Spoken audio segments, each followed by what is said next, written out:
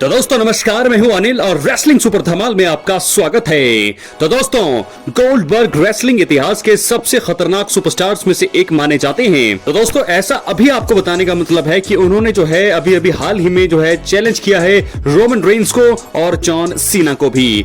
जी हाँ दोस्तों, दिग्गज ने अपने करियर में कई सारे सुपरस्टार से मुकाबला लड़ा है और 2025 में वो रिटायरमेंट लेने वाले हैं। और अब गोल्डबर्ग ने कुछ सुपरस्टार्स के नाम लिए हैं जिनसे वो रिटायरमेंट से मैच में भिड़ना पसंद करेंगे, इसलिए वीडियो के अंत तक बने रहें। और अगर आप चैनल पर नए हैं दोस्तों, सब्सक्राइब करने के बाद ऑल पर क्लिक करें क्योंकि ये फ्री है और यहाँ आपको हर प्रकार की रेसलिंग जगत से जुड़ी हुई तमाम जानकारी मिलती है और मिलती रहेंगी। तो चलिए दोस्तों, सबसे पहले आपको बता दें कि गोल्डबर्ग ने हाल ही में एरियल हेलवानी को इंटरव्यू दिया और इसी बीच उन्होंने रोमन रेंस के खिलाफ रीमैच की इच्छा जताई है। दिग्गज गोल्डबर्ग ने कहा, मैं रोमन रेंस के खिलाफ रीमैच लड़ना पसंद करूंगा।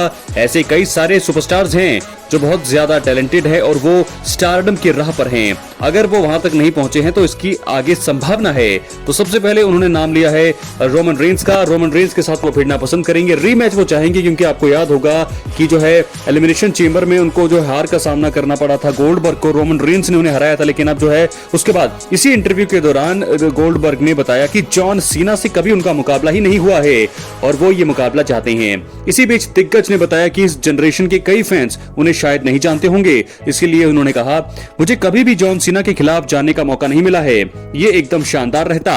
ऐसे कई सारे लोग हैं जिनसे मैं पहले लड़ना पसंद करता, अब ये मैच बिजनेस के लिए क्या फायदा करेगा। ऐसे कई सारे लोग हैं जो अभी रेसलिंग देख रहे हैं लेकिन मुझे नहीं जानते हैं।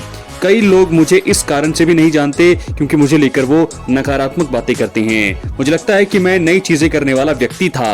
और वहीं दोस्तों इसके अलावा आपको बता दें कि गोल्डबर्ग ने एरियल हेलवानी से ही बातचीत के दौरान गुंथर से लड़ने की संभावना पर भी बात की और बताया कि वर्ल्ड हैवीवेट चैंपियन से लड़ना पासिंग द टॉर्च मोमेंट की तरह होगा। दोनों के बीच वैसे भी बैड ब्लड इवेंट द्वारा मैच के संकेत मिल गए थे। और इसके बाद उन्होंने कहा, अब वो नई जनरेशन के हैं, यानी कि गुंथर नई जनरेशन के हैं, मैं पुरानी पीढ़ी का हूं।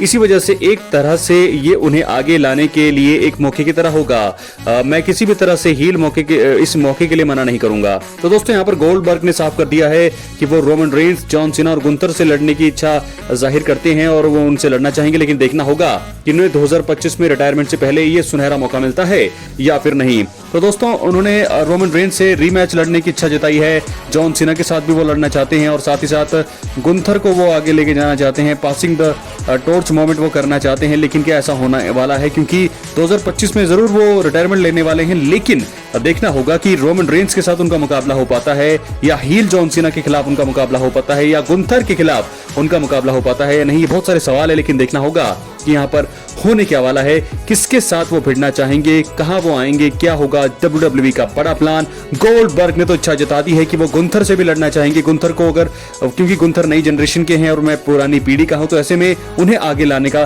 सबसे बड़ा मौका होगा कि आप जो है उनके साथ उनका मुकाबला करवा दीजिए। तो दोस्तों रोमन रेंस और जॉन सीना के साथ लड़ना चाहते हैं गोल्डबर्ग। क्या है आपकी राय, अपनी कमेंट बॉक्स में जरूर दें। चैनल पर नए हैं, सब्सक्राइब करने के बाद ऑल पर क्लिक करें। तो चलिए दोस्तों, इसके साथ ही अब हम बढ़ते हैं अपनी अगली स्टोरी की तरफ जो जुड़ी है द रॉक से।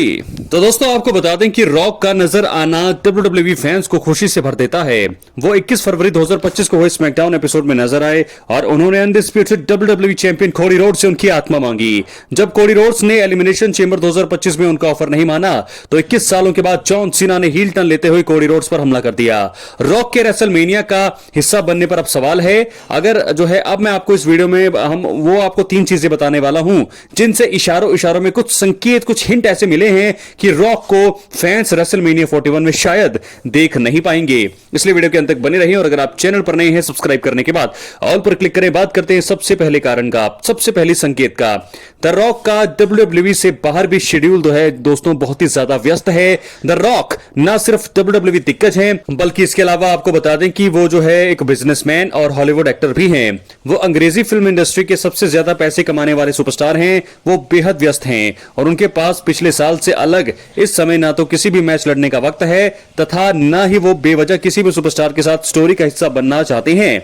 ऐसे में वो बिल्कुल संभव है, ये बिल्कुल संभावना भी है कि WWE फैंस शायद उन्हें रेसलमेनिया 41 में किसी भी रूप में ना देख पाए। ये बात और है कि जॉन सीना ने एलिमिनेशन चेंबर 2025 में उनका साथ दिया था, लेकिन रॉक की व्यस्तता उन्हें रेसलमेनिया 41 से दूर रख सकती है। यह है पहला संकेत। बात करेंगे दूसरे हिंट का, दूसरी चीज का। जॉन सीना ने रॉ में अपने प्रोमो के दौरान रॉक का जिक्र ही नहीं किया। जी हां दोस्तों, मुझे ऐसा लगा कि, और सबको ऐसा लग रहा था कि जॉन सीना अपने प्रोमो में रॉक का जिक्र करेंगे, लेकिन वो नहीं हुआ। जॉन सीना ने अपने आखिरी रॉ एपिसोड में एक जबरदस्त प्रोमो दिया। इसको सोशल मीडिया पर फैंस का जबरदस्त रिएक्शन मिल रहा है, जिसके चलते व्यूज बहुत ज्यादा हैं। इस पूरे पल के दौरान जॉन सीना ने किसी भी रूप में द रॉक का जिक्र ही नहीं किया। यह कंपनी की तरफ से एक इशारा था कि वो टीकेओ बोर्ड मेंबर यानी कि रॉक को रेसलमेनिया 41 से दूर रख रही है। ऐसे में जब वो किसी भी रूप में स्टोरी का हिस्सा नहीं है, तो इसकी संभावना बहुत ज्यादा है और बहुत ही कम संभावना है कि अब वो रेसलमेनिया 41 में नजर आए। बात करेंगे तीसरे और आखिरी कारण का। Undisputed WWE champion Cody Rhodes ने भी दोस्तों रॉक की जगह जॉन सीना पर ही फोकस करा, जो अब मैं आपको बता दूं रॉक की तरफ उनको इशारा करना चाहिए था, लेकिन उन्होंने ऐसा नहीं किया। उनका फोकस पूरी तरह से अब जॉन सीना पर है। और वहीं दोस्तों आपको बता दें इसके अलावा कि रॉक के इशारे के चलते जॉन सीना ने एलिमिनेशन चेंबर 2025 के दौरान undisputed WWE champion Cody Rhodes का विश्वास तोड़ते हुए उन पर अटैक किया। कोडी रोड्स ने इसके बावजूद भी हालिया रॉ एपिसोड में अपने प्रोमो के दौरान द फाइनल बॉस रॉक की जगह सिर्फ जॉन सीना की ही बात की।